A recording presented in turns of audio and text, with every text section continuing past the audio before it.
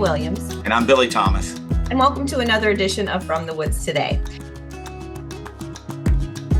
You know, today is the day before Halloween, and so we are getting a little creepy.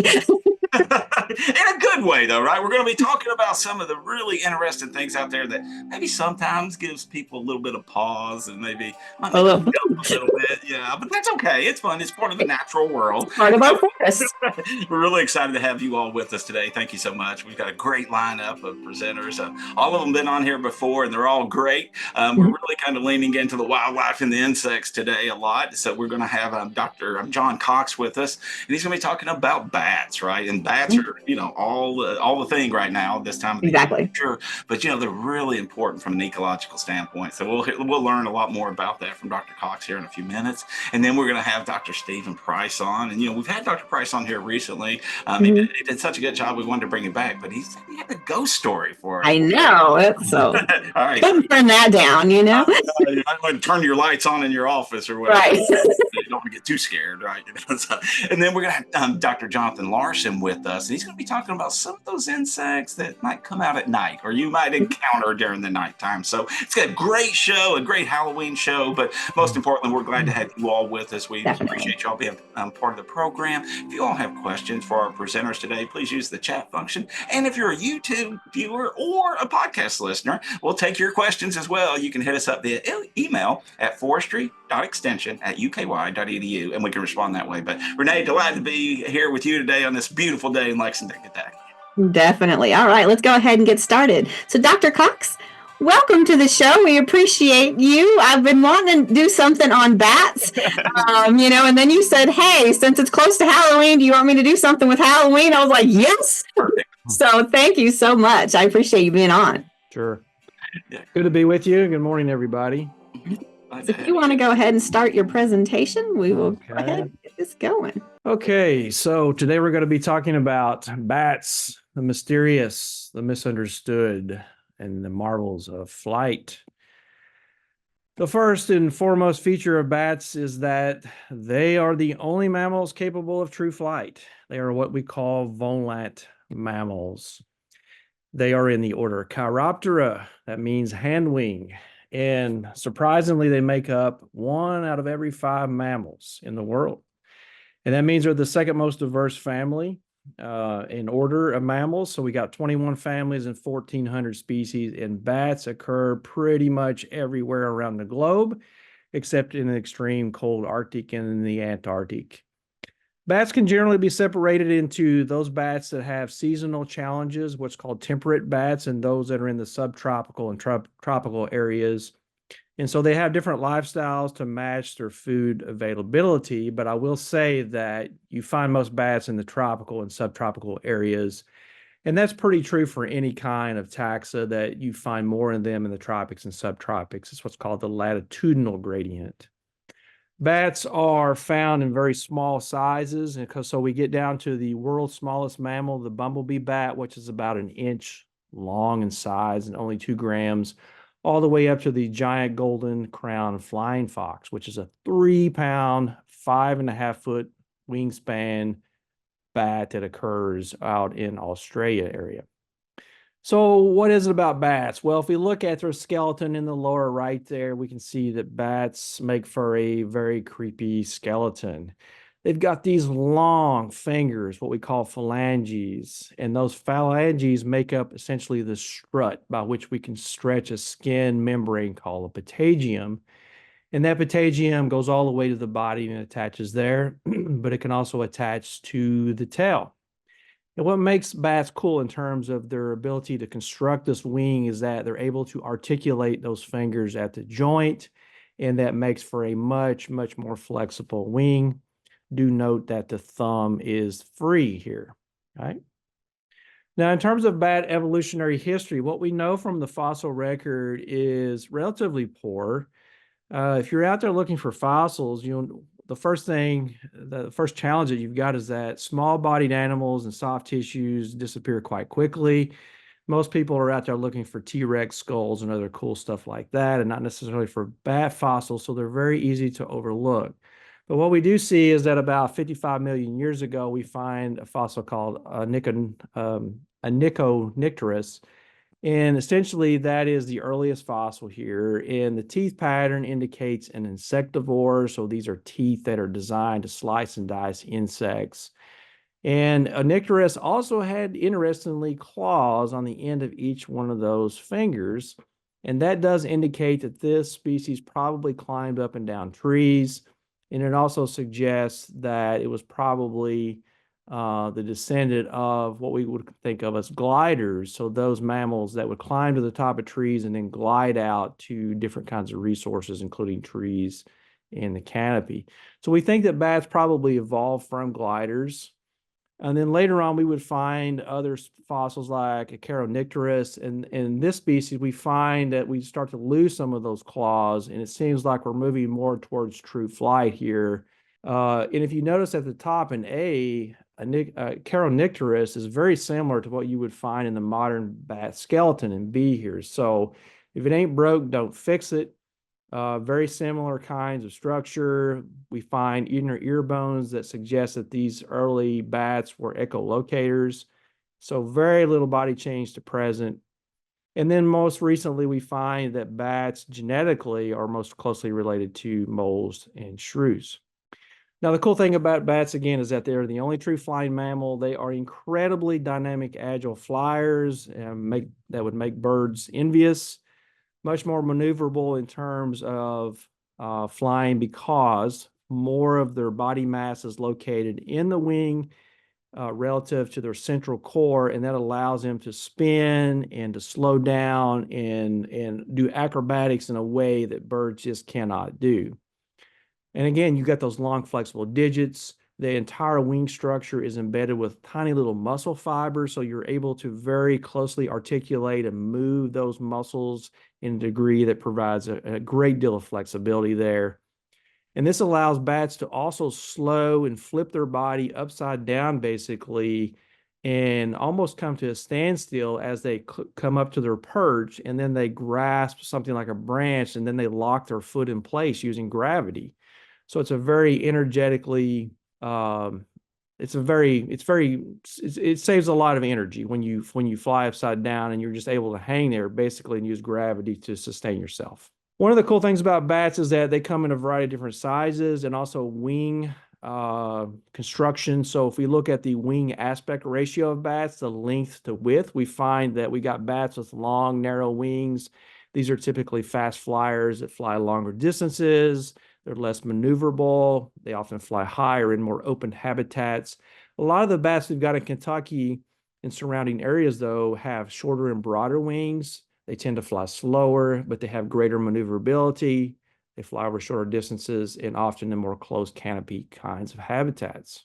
What about foods? Well, bats are tremendously diverse. So you got a mammal here that's basically exploiting the aerial environment in a way that no other mammals can do. Most bats are going to be insectivores, but we've also got those that feed on fish. So these are piscivores. We've got those that feed on arthropods like scorpions, and those that feed on frogs, those that exclusively feed on fruit, which are frugivores, nectarivorous bats, which only feed on nectar, are incredibly important pollinators. And then our favorite Halloween compatriots here, the 3 species of vampire bats that drink blood, what we call sanguinovorous. So how do bats get around? Is there some kind of magic that's involved here of flying around in the dark? Well, despite the mantra, bats are not blind. They generally have pretty good eyesight here. But most of the bats rely on echolocation, okay? And echolocation is essentially generating a sound that comes out of the cricothyroid muscles. So those are the muscles in the thyroid that allow the larynx to basically emit a sound through the mouth or through the nose. And then these sound waves bounce off objects, both stationary and both moving objects, and that allows bats to navigate in the environment and also to both detect and interpret what's going on with potential prey species. They use both low and high frequency sounds, and these are essentially working off the principle of the Doppler effect, by which you bounce things off objects, and then you're looking at the change in wavelength as it bounces off that object. Now, To save energy, bats typically couple their wing downstroke. So they're calling first and then they stroke their wings down. Then they get the echo from that sound that's bouncing off the object, and that allows them to save energy. So it's kind of like walking and chewing gum at the same time here from a bat's perspective. Now, there are oral echolocators. So these are bats that are blasting out their sound through the mouth. They have a very simple skull here with a very small nose. They orient their face so that their mouth is essentially in their plane of flight. And sometimes their larynx has got some special features in there, kind of like a bullhorn that allows them to really blast that sound out. And then there are nasal echolocators. And so these have got a more robust area around the nose, sometimes fleshy structures to sort of augment the projection of that sound. And these bats will orient their head a little bit downward because they're trying to get those nasal passages in direct line of flight. Most of the time, they've got their mouth closed as they're blasting these sounds out of their nose. And so these nasal echolocators include a lot of species that you do find here in the Americas, including the vampire bats. So you think, well, these things are echolocating, they're blasting these sounds out, sometimes dozens or hundreds per minute. And it's like, well, how are they able to hear and interpret where they're going without sort of interfering this process? But bats have a self-deafening mechanism here by which they're able to essentially stop the vibrations in the inner ear. And they can do that by decoupling the inner ear bones, or they can do that by stiffening the muscles to essentially, like if you were putting your finger on a guitar string and you stop the vibration there, they're able to do that. So what they do is they tighten up those muscles and they either decouple or they tighten the inner ear bones in a way that doesn't allow vibration. They emit the sound and then they decouple those muscles. So in other words, they're bringing those muscles back online in a way that relaxes them, and then it allows vibration to occur once the echo is coming back. So that's pretty impressive. So you've got essentially a decoupling going on here where you're echolocating and then you're allowing those muscles to relax, and then you're picking up the sound reflection or the echo, and then you're interpreting what those signals are. And that allows bats to basically determine the prey size and the distance and the speed and all kinds of other cool stuff. So generally when bats approach a target, they are echolocating at a lower frequency. And then as they approach objects, either stationary, if they're trying to maneuver, let's say through a forest, or they're trying to, let's say, pick off a moth in the air, they start to echolocate more frequently as they approach that object. And this is what we call a terminal phase, especially as they approach prey. So they're click, click, click, click, click, click, and then they start to click more and more and more as they get closer to that. And that increased frequency allows them to determine the trajectory of the prey species, sometimes the size, the shape, the texture of it, angle of travel. And all of that is done within just, microseconds. And it's a pretty amazing feat. So besides hair color and size, there are other key ID features about bats. We can look at the ear and the tail shape. So, I mentioned that bats have got this membrane that is stretched called the patagium, but they've also, in many cases, got part of that flight membrane that's stretched between their legs. That's called the uropatagium. Some bats have got it, some bats don't. Some bats have a tail that extends beyond their body, some bats don't. They have different external ears in terms of shape and size, and they've also got either a tragus, which is a fleshy structure that helps direct sounds into the ear, and sometimes they don't have it. Sometimes it's very small, sometimes it's very sharp and pointed. So all of these things can be used to determine bat species. And if we look at, for example, some of the bats in Kentucky, we've got the big-eared bats, and these definitely stand out in terms of being able to ID these from other smaller-eared bats in the state. You got the Virginia big-eared bat and Raffenest big-eared bat with these honking big ears that are way disproportionately larger than the rest of their head. And then you got the northern long-eared that is somewhere in between the shorter-eared bats and these really, really big-eared bats. Couple of these things are actually federally endangered or threatened, but they are very distinctive in terms of those traits to be able to tell them apart. All right. If we go around globally and just look at some of the other bats, just briefly here, one group of bats called the pteropodides or the megabats or the flying foxes because of the face that looks like a dog or a fox. These are old world fruit bats that don't echolocate. And these things move around the landscape by vision. They've got these pretty good sized eyes. They got a great sense of smell, and they're basically flying around by and large looking for fruit trees. These things occur in Australia, India, parts of Africa, and these comprise the largest bats in the world. One thing about this group is that they have a very quick digestive time, very simplified digestive tract. So when they consume the fruits of these different trees in the tropics and subtropics, those seeds are coming out the other end basically within a short amount of time. So they're a very important seed vector or a seed truck for moving these species around those different environments. They also carry a number of different diseases, including Ebola as well. But it's a very fascinating group of organisms. And I know the Cincinnati Zoo has got some of those flying foxes up in their exhibits. But most of our bats in Kentucky are going to be in this Yanchiroptera. In Kentucky, they're all going to be found in this particular suborder. These are the microbats. They use echolocation as their primary means to get around. And in many cases, they're flying in total darkness, so down in the depths of caves.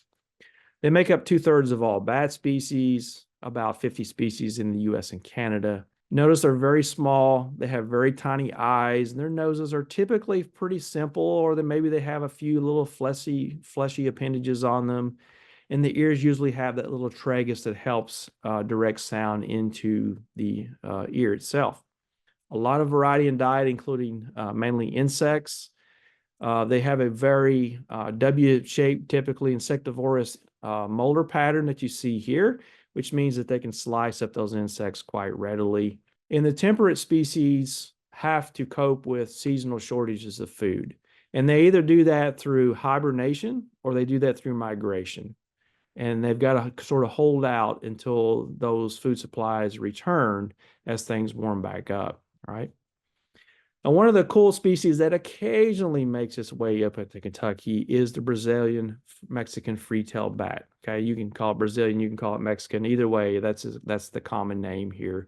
It's in family Molossidea, and it is a migratory species, and it's called the free-tailed bat because if you look at the picture of the free tail, its uropatagium or tail flap here goes halfway down the tail, and half of the tail is, quote, free. And that's where it gets its name. And it's one of the easier species to identify in Kentucky because of that unique morphological feature. Now, historically, these things were all over the southern United States. In the southeast, and including Kentucky, they were found in bald cypress trees, mangrove trees further down south. But these days, they occupy a lot of human structures. And if you go to like Austin, for example, you'll find a bridge that goes over the little Colorado River down there, and that bridge harbors about 1 million plus bats that roost underneath of that thing, and it's an incredible tourist attraction. Also, the Mexican free-tailed bats also form the largest colony in the world at Bracken Cave with about 20 million bats in there. But most of our bats, so practically, especially pretty much all of them, in fact, are going to occur in what's called Vespertilionidae. And these are the evening bats. The word vesper means evening prayers. These are sort of your generic kind of bat with small body, small eyes, small ears, with the exception of the big-eared bats. But Vespertilionidae occurs all around the world, found in all continents except Antarctica. Again, very unspecialized facial features, generally basic oral echolocation, very broad wings for maneuverability, very low flying, slower kinds of bats, and shorter traveling distances here. For many of these species, they are going to hibernate, or they're going to either make short or regional kinds of seasonal migrations to cope with the shortage of insects during the winter months. And these things can be found in all kinds of places in Kentucky and surrounding areas. They can be found in trees and rocky outcrops, caves, human structures, bridges, mines, houses, and so forth. Okay. So bats, again, you got to deal with this seasonal shortage of resources. Temperate bats often will start to slow themselves down in what's called winter lethargy. As we approach the winter, they'll start to become inactive for a few days because the insects are starting to dwindle. But they're still able to be aroused and they can fly off quite quickly. But then we enter the state where food becomes really short and we get into these hibernaculum like caves and mine shafts and things like that. Hibernation is characterized by a prolonged state of inactivity. You get significant lowering of body temperature and respiration and metabolism. The bats typically are fairly immunocompromised at this time, so they're more susceptible to disease. And when these bats enter these caves, keep in mind that they've only got a given amount of fat reserves that's going to sustain them over the winter. If they burn all that up, they're going to die. They're going to starve to death, basically. And so this is one of the reasons that we put gates and so forth on entrances of caves, because in some of the more important hibernaculum, people have gone in and deliberately disturbed bats, or they've accidentally disturbed them. Causes the bats to basically have to power themselves back up metabolically, and that burns up a lot of calories, a lot of energy. And you do that enough, and it's going to cause the bats to starve to death. So they got to make it through the winter. They got to come out when the food becomes more available. So that hibernation can last up to just about half a year. And notably, the females in many cases are going to be carrying viable sperm, and they will delay fertilization until the point where they're able to become fertilized, and then they'll start to gestate that embryo as they emerge out of the hibernaculum. They will then give birth, and then they will nurse that pup during a period of lactation. And that generally occurs in roosts in trees, cavities, caves, rocky outcrops, and things like that, and in houses and other structures that humans occupy.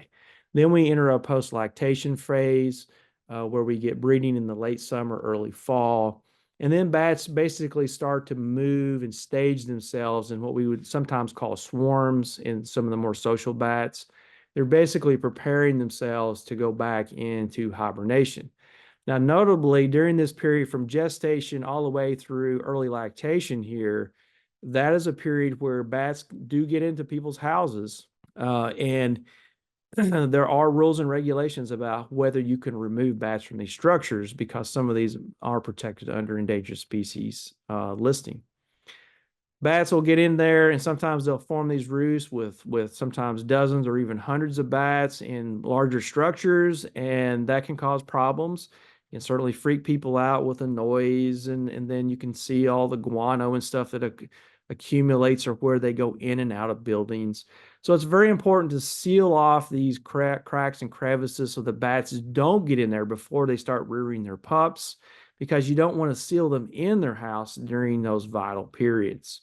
So these are things to certainly look for if you think you may have a bat infestation, or these accumulation of bat droppings in these areas. Now, speaking of bat droppings and disease that bats can cause, one of the more important families are the horseshoe bats, Rhinolophidae. Horseshoe bats have gotten a lot of attention recently. Well, they have this horseshoe face on their nose here, so this little distinct morphological idea is where they get their name, but they've got their reputation from SARS-CoV-2. So these are bats of Eurasia and Australia.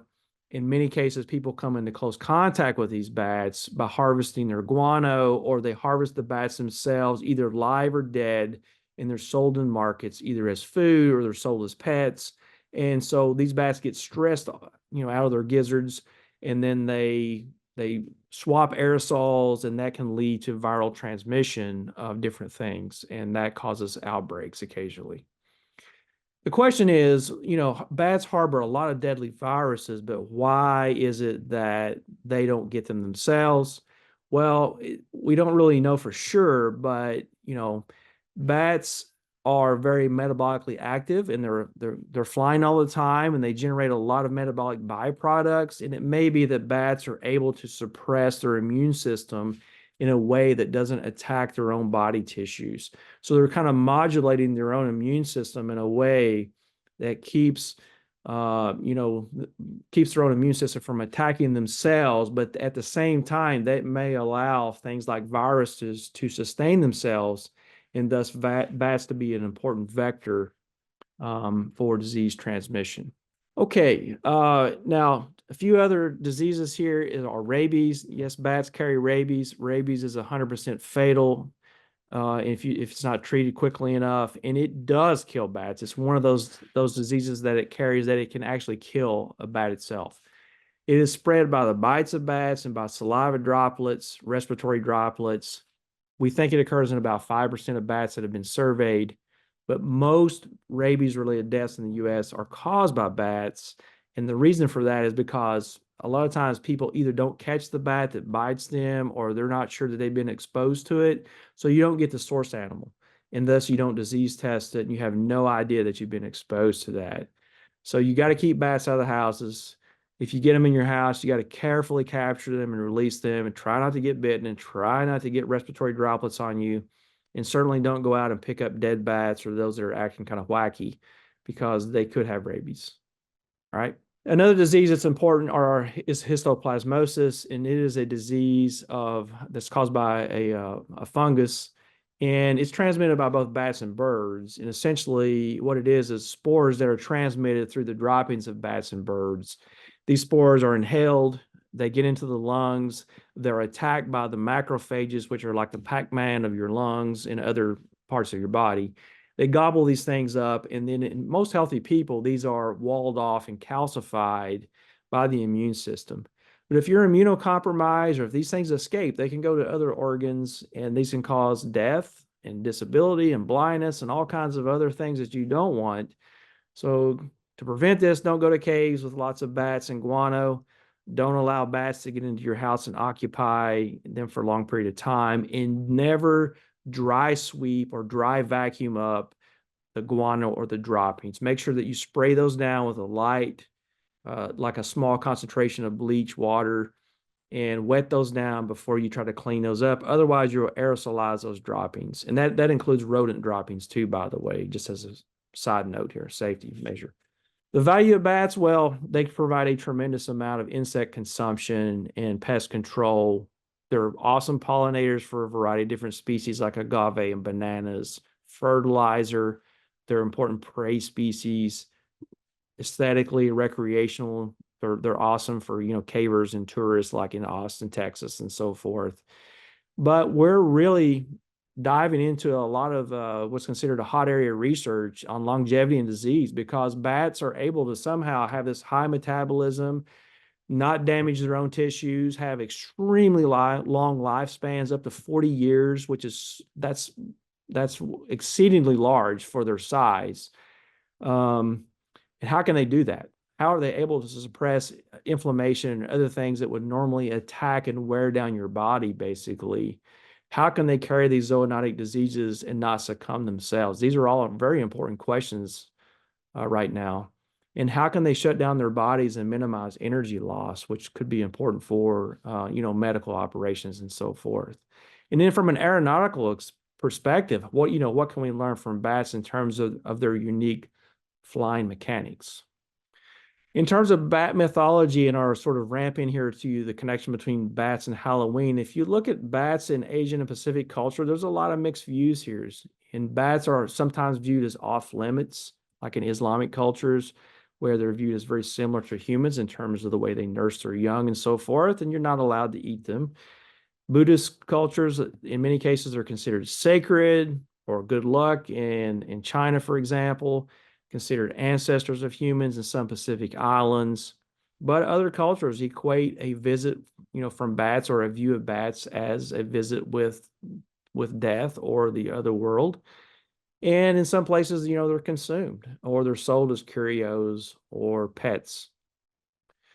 But in terms of the connection with Halloween, we think that the connection probably started here with this festival called Samhain, which is an ancient Celtic festival from October 31st through November 1st.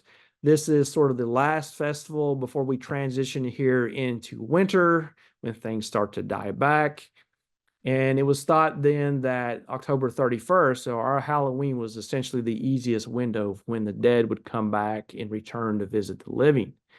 And so we had a lot of Wiccan and Celtic kinds of rituals and events and costume wearing to ward off the spirits and fortune telling and animal sacrifices and all that kind of stuff. And that led to the conglomeration of people and big bonfires, and that attracts mosquitoes and that attracts moths. And of course, those are the primary prey species for insectivorous bats. And so when you've got all these bats swarming around and they're staging near hibernaculum during the fall swarm, and they're coming out of these creepy, crawly, and dark, foreboding places in the ground or in caves, which would be considered the underworld, you can see where this connection begins. And then moving on into, we see that the Samhain was Romanized as a holiday, and then later Catholicized into All Hallows Eve and All Saints Days. And so later on, we would see the association between bats and witches and other, parties of the occult described in, for example, this book called the Malleus Maleficarum, which is the Hammer of the Witches, published in 1486. This is a time of post-Reformational religious strife, and there's a lot of people fighting with each other, and this publication was sort of the hot off the press, very popular, and it basically told you how to identify a witch and how to persecute them and sorcery and all kinds of stuff like that. It was really a popular book. And it really helped inform and fuel the Inquisition, the witch trials in Europe and colonial America. And we started to see a lot of suppression of, celebrations of anything that looked like it was associated with witches and whatnot, demons. But then in the 1800s, when we had the Irish potato famine, the Irish came across, there was sort of this rekindling of what was now the Halloween celebration on October 31st and then into November 1st. And later on, with the publication of Bram Stoker's Dracula in 1897, where this vampire was able to transform into a bat and go around and visit their victims at nighttime and so forth. And then the movie Nosferatu in 1922, this really popularized this connection between vampires and the occult, and also the association with witches and so forth during Halloween, right? And then we add a little bit more to the cultural stack here with the Cape Crusader.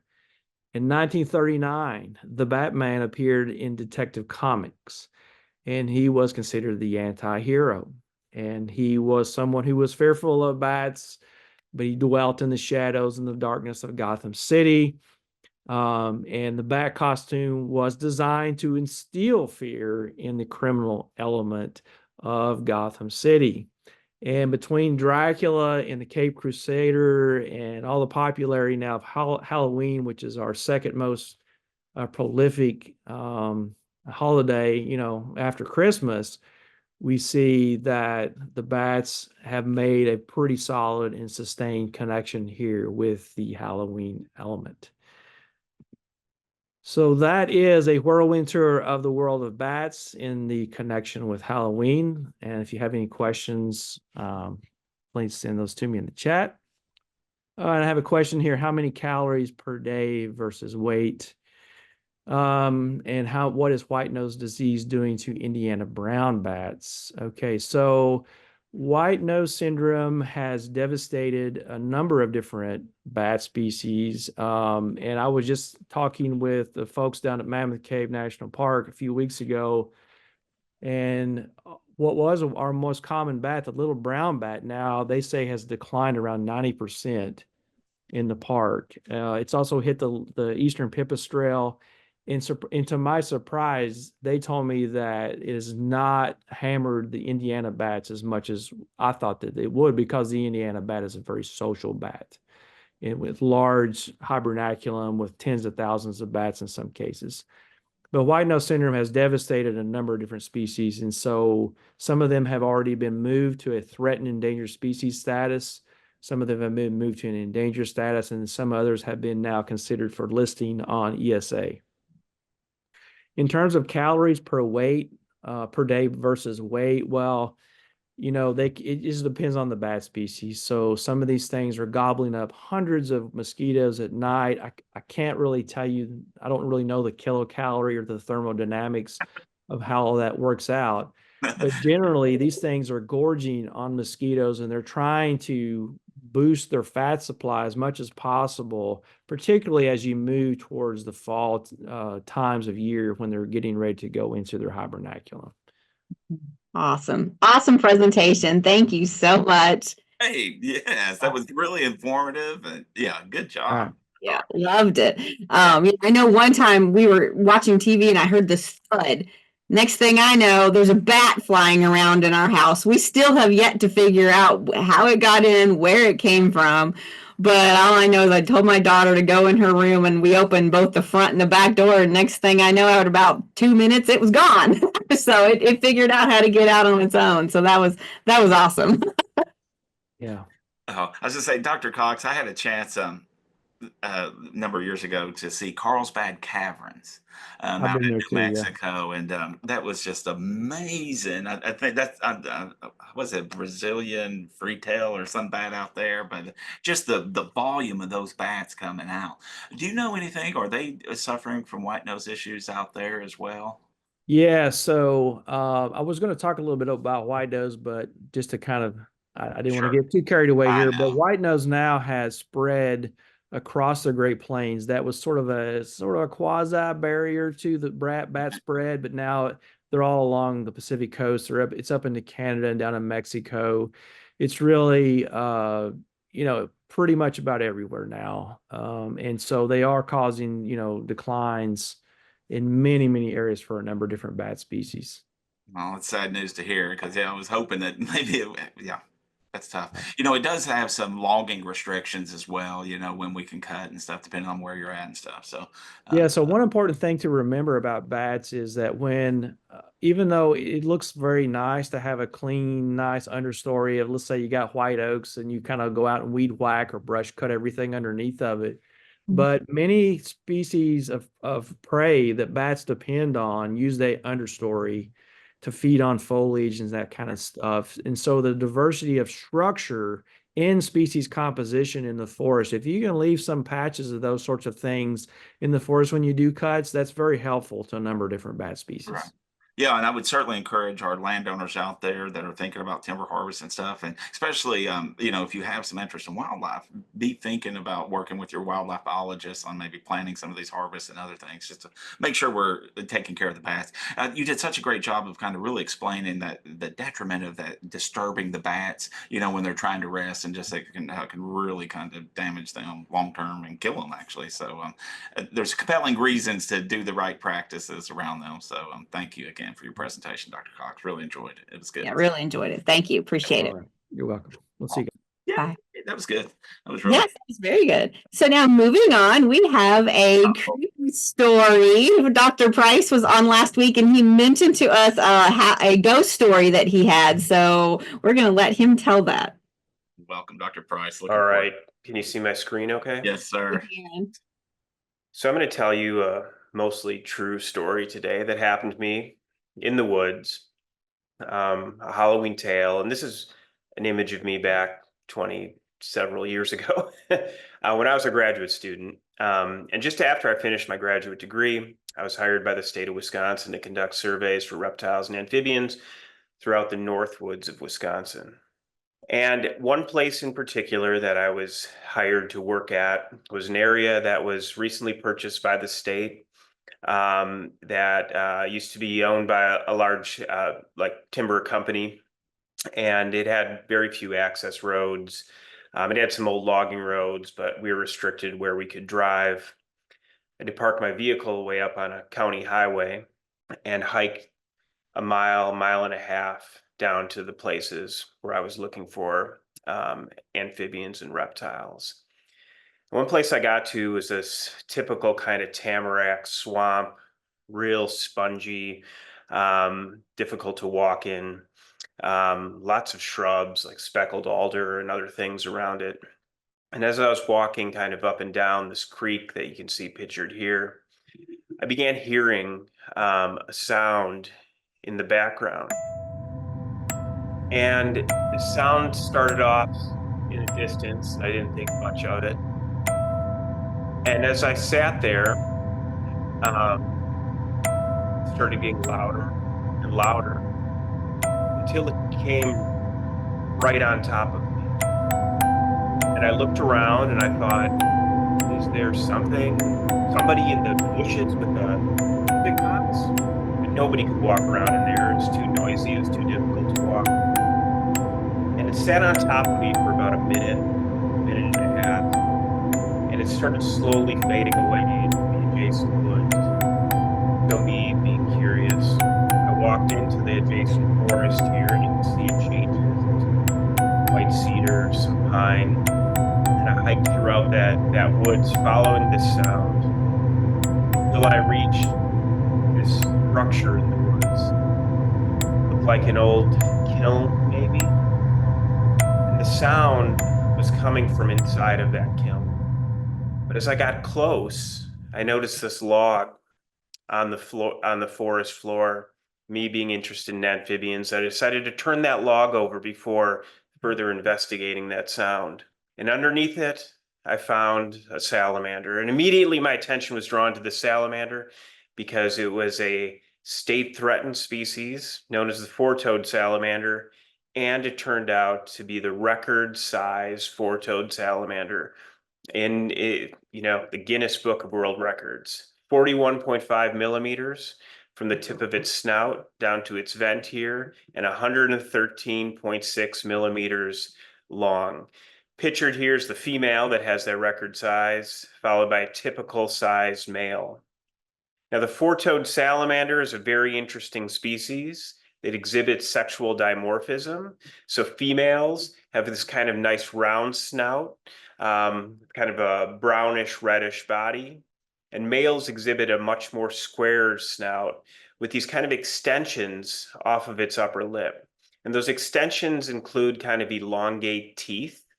And during the breeding season, which happens in the fall, the males will encounter a female and undergo a series of courtship behaviors. One includes scraping and lacerating the female's skin with these elongate teeth. And then, there's a better picture of the teeth here, and then using a gland called a mental gland on their chin, they slap those lacerations and inject pheromones into the female to further induce the courtship process and eventually breeding. Now, the female, another characteristic about the four-toed salamanders is they have this white belly with these dark spots. And another really cool thing about them is the females nest in moss clumps on the edge of wetlands. When the eggs hatch into larvae, the larvae squiggle through the moss and drop into the wetlands below.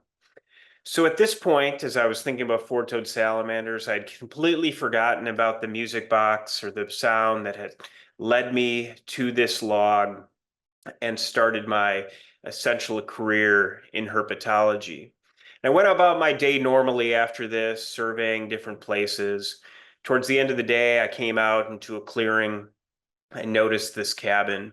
And from inside the cabin, again, I heard this music playing. But it was a long day. Towards the end of the day, I decided to just head home after that. So that is my scary story, which is mostly true. Awesome. I love it. Oh, I love it. That was interesting. Congratulations on the great find too. So. Yep. Are you still in the world record for the longest? Yes.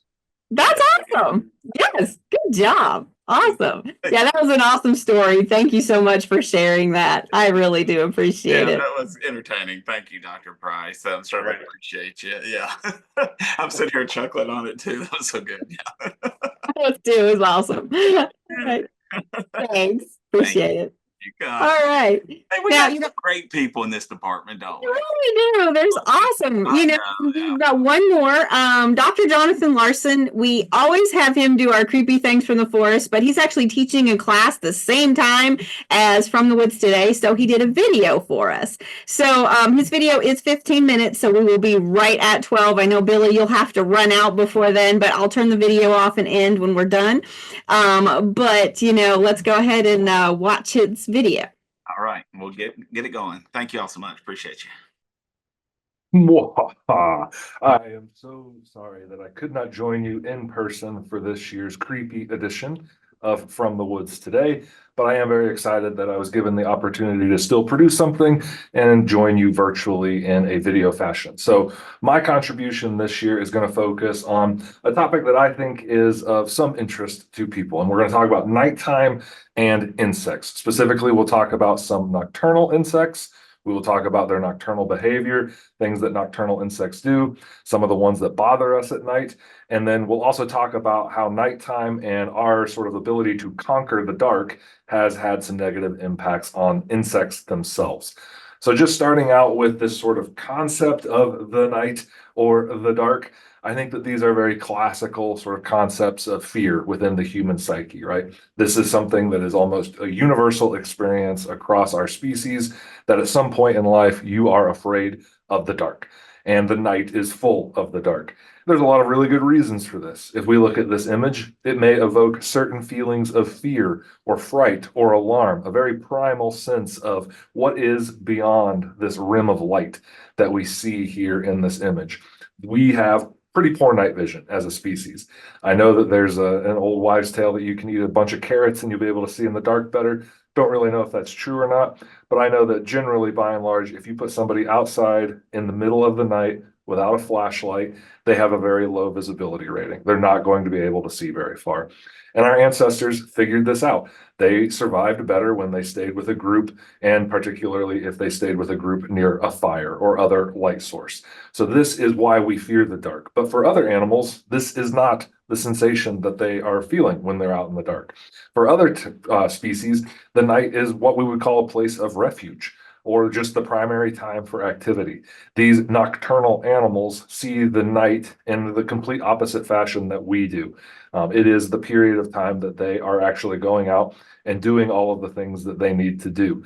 For us, that's the reverse of reality, right? I know that people can be night owls or people like to stay up late, but by and large, human beings are hardwired to be out and about when the sun is up, and then laying down and resting when the sun is down and the moon is out and the stars are out.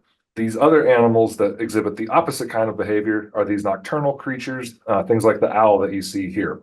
There are lots of varying reasons that a creature may have been sort of pushed towards becoming nocturnal in its evolutionary past. One of the simple reasons, though, would be to point to resource competition. This is really easy to see with the two vertebrates that you see here. So on the one side, we have a hawk. On the other side, we have an owl. These two things consume a lot of the same foods, usually looking for those little tiny mammals, little rodents that they want to eat. But now both of these species get to have access to resources because they're not competing at the same time of day. They're not both a part of the race at noon to go out and find food. One of them is active during those daytime hours. On the other side, we have the owl, which is competing with other things at night and finding resources at night. So this reduction in competition is good for both species, and this could have been a pressure in the past that led to this adaptation. Being night active also allows for a lot of animals to avoid kind of the heat of the sun. Here's another evocative image. Those big eyes that we see on these large cats, these lions in this case, those are things that we didn't want to see looking at us from the shadows in our distant past. And even still today, I think that this evokes a very sort of base of your brain back towards your spine kind of fear when we see something like this looking at us.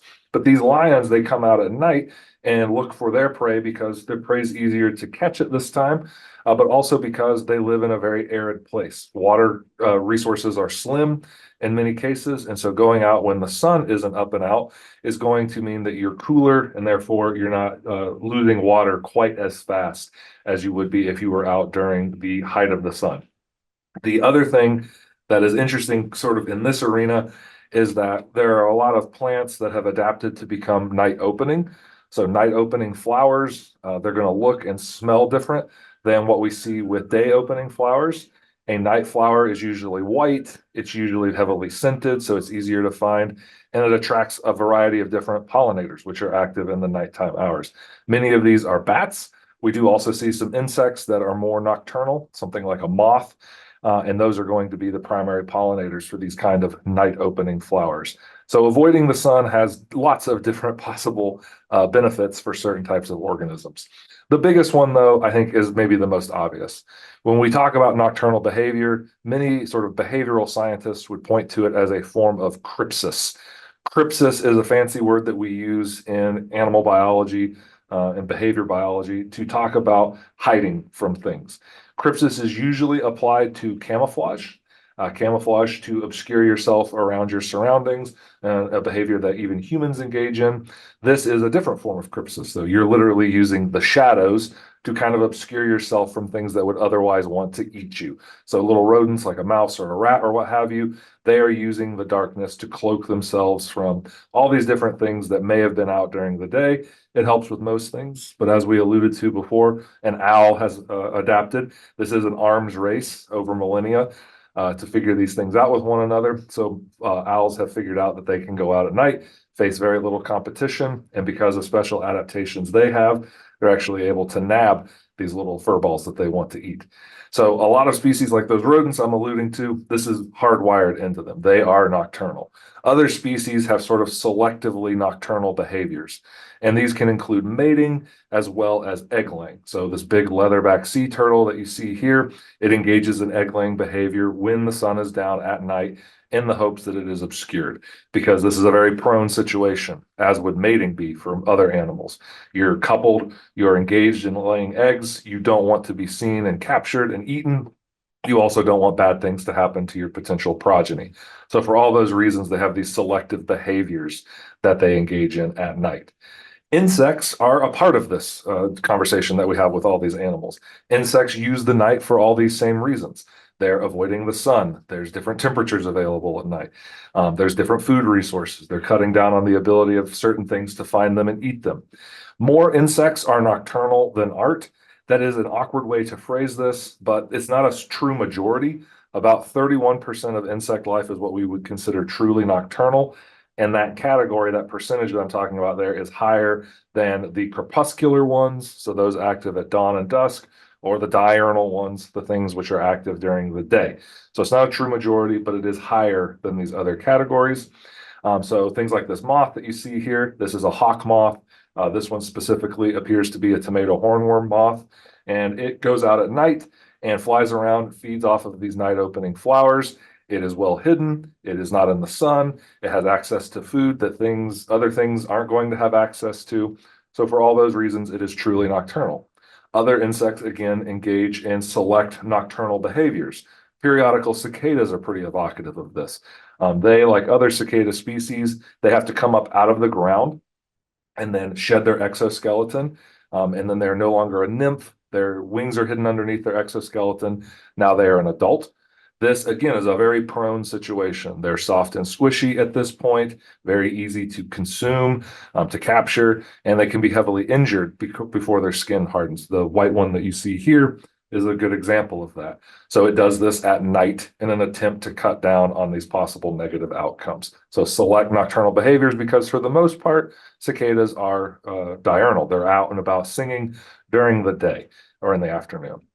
There are other things about insects and nighttime that I think have sort of historically contributed to the negative feelings many people have about the dark or about the night. And one of those things would be these sort of blood-feeding parasites that we have dealt with for a long, long time. Many of these are active at night. One, probably the most evocative example would be mosquitoes. So there are several types of mosquitoes that are more active at night. One of the genera that does this would be the one Anopheles, which is responsible for vectoring malaria. That's the mosquito head that you're seeing here. So these groups of mosquitoes, they preferentially forage at night and look for hosts to pierce with their big, long Dracula mouth parts and then suck the blood out of. Other mosquito species might be more active during dawn or dusk. Some of them are more day flying. It's very dependent on the species and where you're at, but there are quite a few of them that use the nighttime as a cover and as an ability to get at resources they otherwise wouldn't have. One of those would be bed bugs as well. So bed bugs, this is another nocturnal creature because the host that they want to feed on is not very active at that time. So they're out and about at night because it's a lot easier to steal your blood and not have a negative consequence befall you as a bed bug if you are asleep. So bed bugs typically follow their host's example. That means that by and large, bed bugs are nocturnal. They come out at night when their host is lying in bed and they're easier to get access to. If they have a host, though, the house host that they're living with, that say works at the Toyota factory and they're on the night shift, they can adapt their behavior. They're a little more elastic than some of these other species, so they can switch to feeding during the day while the host is asleep in the bed rather than at night. This is a little different than something like a kissing bug. Kissing bugs are a little different from bed bugs. Kissing bugs, like our local eastern blood-sucking cone nose, they also feed at night, very similar to bed bugs, as I sort of say down here, because they're doing this when the host isn't active. But kissing bugs, they are going to stick with that nighttime. They're not going to flip-flop that life behavior.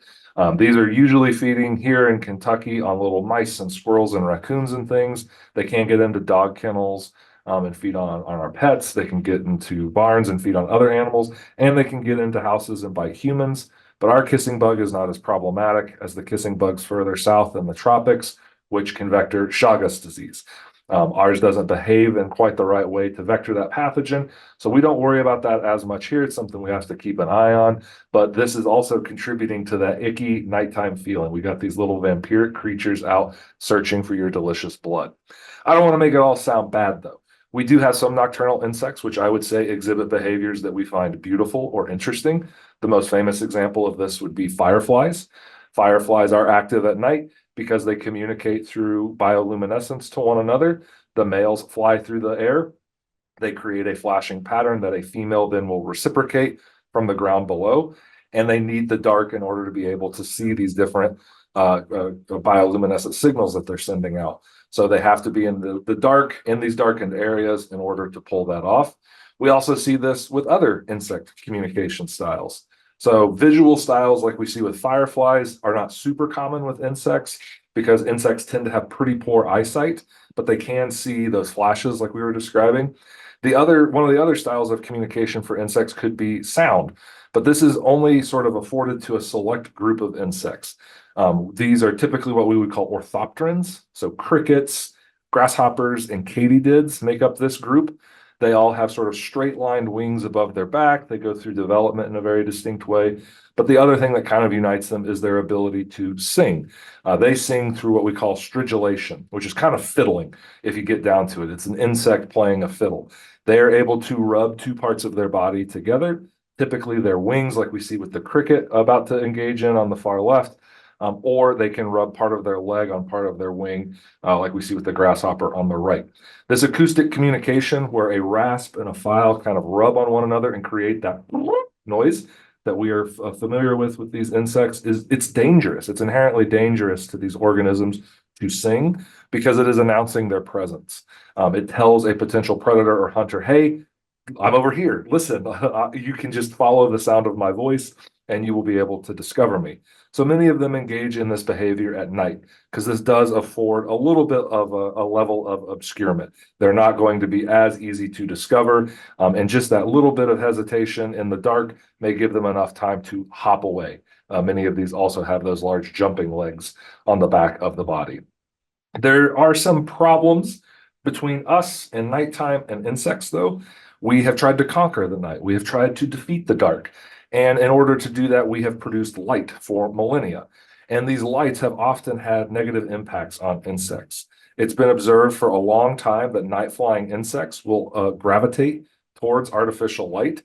This is not a modern phenomenon that we only see with pieces of like heavy lighting equipment or light bulbs that you might put outside. This has been observed since the time of flame and fire and candle. Even the ancient Romans, they had the saying like a moth to a flame because they were able to observe this. It was even a pest control option for them. They would use flames to attract and destroy insects. There have been a lot of possible explanations for this floated throughout the years. Some people have argued that this is a manipulation of an insect's escape response. They see the light and they think it's an opening in vegetation, and so they fly or jump to the light, and that's why they ping off of our lights. They may be mistaking the light for the moon, which implies that all night-flying insects use a celestial kind of heavenly body of light in order to orient themselves. Others have hypothesized it's thermal attraction. Insects don't stay very warm. So in this case, there's this idea that they're trying to get at the flame or the light in order to stay nice and toasty, maybe a little too toasty. One that I learned about when I was younger is that the lights actually blind insects. It burns out the middle of their compound eyes, and therefore they think that's the dark, and they continually fly at it, creating this visual error that causes them to crash. There was a research paper that's just come out here in 2024 that actually looked at this question in a kind of new and modern way. They used artificial lights and high-speed videography, which they then followed with producing 3D flight paths in a computer model, and they were able to observe behavioral changes with insects and artificial lighting. And essentially what they discovered is that they're not flying at the light with their eyes. They're leading sort of with their dorsal area. So that's the top of the body, but they're orienting it towards the light. And that's why they sometimes kind of tap at it. And what happens is that the insects that are exposed to these artificial lights will momentarily lose track of their sort of vertical orientation. They'll lose sense of which way is up and which way is down. And then they get locked into thinking that the light is telling them which way is up. And that's why they'll start to orbit it or stall around the light or invert their flight near these light sources. And this has had negative consequences for insect populations. Giant silk moths have been heavily impacted by light pollution. Lightning bugs fireflies have also had negative impacts from this. So in the future, urban and suburban lighting is probably going to have to be shielded, or it will have to use bulbs with different wavelengths of light. You can see both of those at play in these two images from another research paper from 2024, where they used different types of light. There are different bulbs that emitted different wavelengths of light and then shielded them differently to cut down on this sort of fatal attraction that can happen with insects and lights. That's what I've brought to the table for Creepy Time here this year. Sorry there weren't any vampires or werewolves, but we did have light sources in the sky causing strange behavior, sort of werewolf-like, and we had some vampiric creatures, so I got us pretty close. I appreciate the chance to celebrate Halloween with you, and hopefully I will rejoin you in person next year. Well, we always enjoy Dr. Larson's videos. He has such a neat perspective on things. And so we always greatly appreciate him being on. And so, that wraps it up for our show today, for our Creepy Things from the Forest. We greatly appreciate you joining us because we wouldn't be doing it if it wasn't for you. You can watch this show probably by Monday or so on FromTheWoodsToday.com. If you miss any of our shows, they are all there. So you can just easily go to From the Woods Today and .com, and they will all be there, like all 200 and some shows that we've done. We greatly appreciate you joining us again. If you have any questions, you can email forestry.extension@uky.edu, and we will get those answered for you. Until then, though, have a great Halloween and take care. Bye-bye. From the woods today. From the woods today.